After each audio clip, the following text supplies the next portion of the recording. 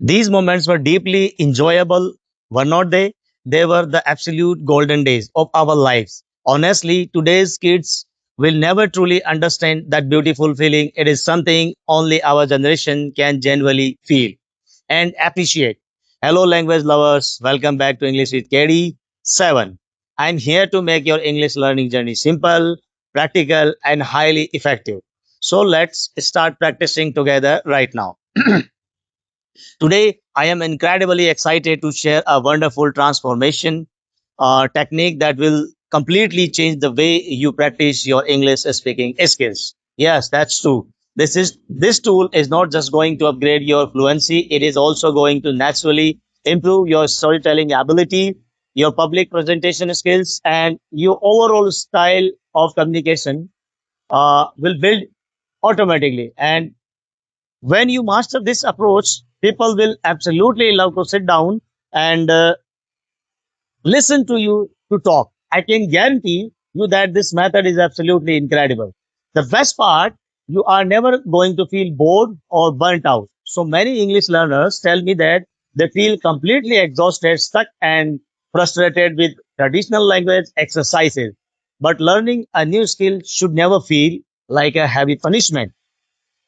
You must enjoy the process, and the specific practice method ensures that you have fun every single step of the way. The core of strategy, visualization, personal history. The strategy is beautifully simple. Every single one of us carries a rich tester box of past memory. These can be joys, moments, highly frustrating days, wild adventures with friends, or quiet family gatherings. Think about that time you went on a trip to the beach with your closest friends, or when you visited a beautiful historic places like temple and any other place with your family. Think about your earlier childhood memories, the games you played, or even the dramatic moments like a relationship breakup. Why don't we actually actively use these vivid personal memories to build our language fluency? Uh, Let me tell you from personal experience, this is one of the absolute best techniques I ever used in my life. It helped me improve my communication skills so deeply that I cannot even find the right word to describe the transformation. It is the exact tool that shifted me into a state of high fluency. If you commit to practicing this specific exercise for 30 days continuously without skipping even a single day, you will witness a massive transformation in your speech. I'm sharing this with you from the very bottom of my heart because I know it works perfectly. Yes, it's true. But please do not just watch this video and take it for granted. Do not underestimate the power of regular practice. You need to take action and execute this daily. Education, the power of video recording here is exactly that you need to do. Pick any clear memory from your past and begin narrating it out loud. Now, if you feel incredibly shy or uncomfortable at first, you can start by simply recording your voice on your phone. But if you want to achieve maximum growth, I highly recommend recording yourself in video format. That exactly the way I am recording this time video for you right now. When you review your own video clips, you get to observe your body language objectively. You can see how you move your hands, how you use your gesture to emphasize points, and what kinds of expressions appear on your face. Yes, this visual self awareness builds immense confidence. I used to be deeply reserved, introverted person who was terrified of speaking up.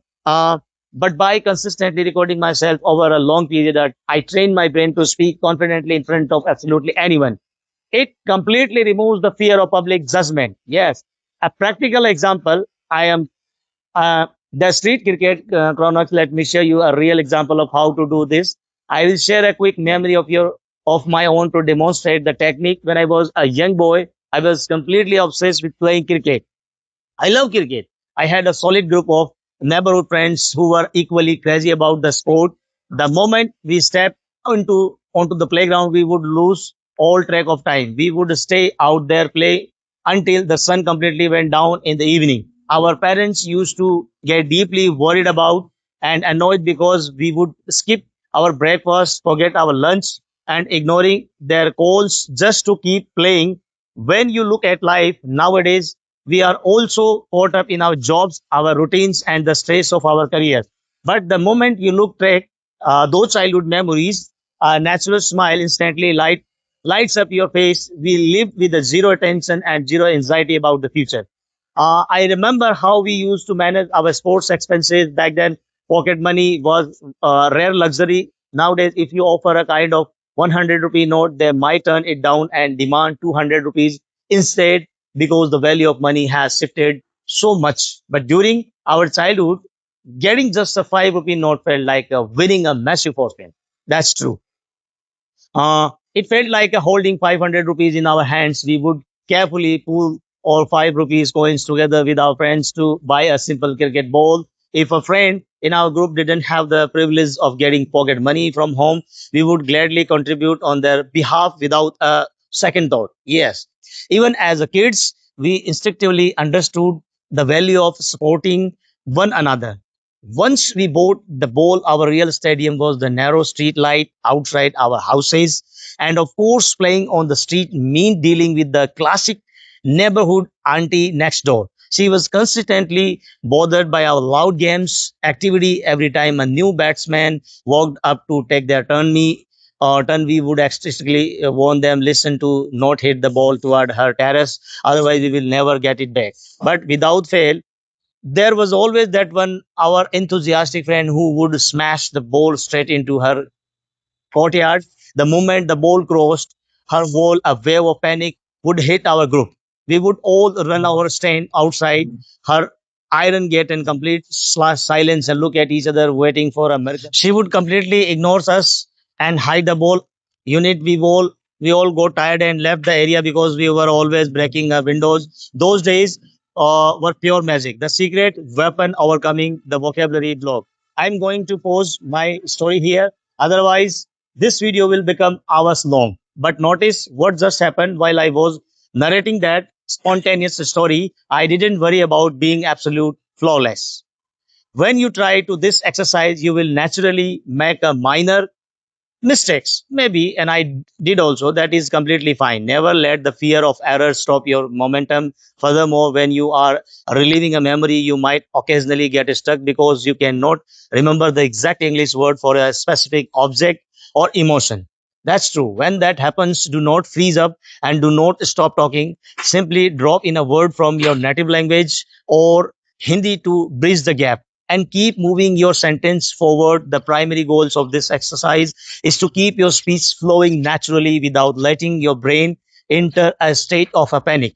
Over time, your mind will automatically learn to substitute those native words with the standard English vocabulary. That's true. Whether you choose to record your face or just your audio, it depends on you. The key is to start executing this routine immediately. That is all the guidance I wanted to share with you for today. Keep your practice consistent, trust your inner potential, and enjoy every bit of your learning journey. Every hour, every day. I am truly invested in seeing in each of your succeed and grow. I will see you in all the very next video with another powerful technique. Until then, stay dedicated, keep practicing, and goodbye. And thank you very much for watching this video. Keep practicing and keep listening and keep learning.